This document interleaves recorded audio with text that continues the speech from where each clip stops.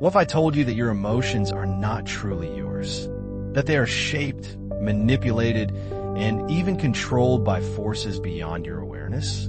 From ancient philosophers to modern neuroscientists, the question of emotions has haunted thinkers for centuries. Are emotions a weakness, or do they hold the key to true wisdom? Stay with me as we explore the philosophy of emotions. The ancient debate, rational or irrational.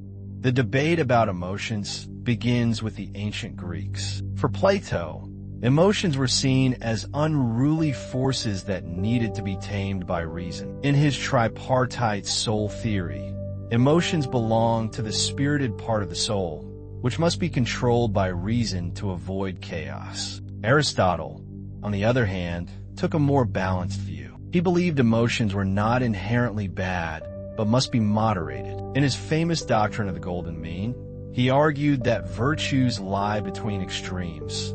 Too much fear makes one a coward, but too little makes one reckless. The Stoics went even further. They saw emotions as disturbances that disrupt rational thinking. Epictetus taught that suffering comes not from events themselves, but from our judgments about them. The goal? Achieve apatheia, a state of tranquility where reason dominates over emotions. Emotions in the age of reason fast forward to the 17th century, and we find René Descartes, who took a more analytical approach to emotions. In his work Passions of the Soul, Descartes argued that emotions arise from bodily reactions and are connected to the mind through the pineal gland. He believed emotions could be understood scientifically and controlled through reason. David Hume, in the 18th century, completely flipped the script. He claimed that emotions, or as he called them, passions,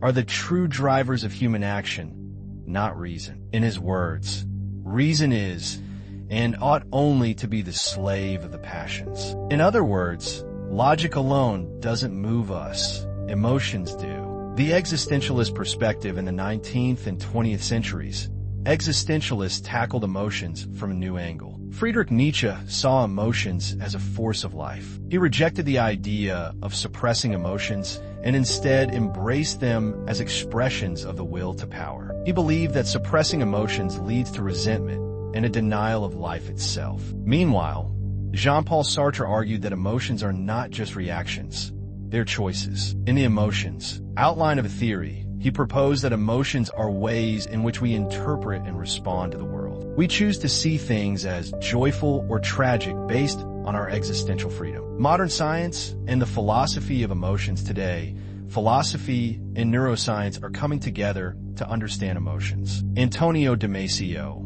a neuroscientist and philosopher, argues that emotions are not opposed to reason, but essential for it. His research shows that patients with brain damage affecting emotions struggle with decision-making, proving that emotions guide rational thought. Meanwhile, Martha Nussbaum, a contemporary philosopher, argues that emotions are deeply tied to ethics and justice. She suggests that compassion and empathy are essential for a moral society, challenging the ancient Stoic view that emotions should be suppressed. So, are emotions your greatest strength or your biggest weakness? Should we embrace them, control them, or transcend them? The answer, as always, is complex. But one thing is clear: without emotions, we wouldn't be human. What do you think? Should we follow our hearts or our minds? Let us know in the comments.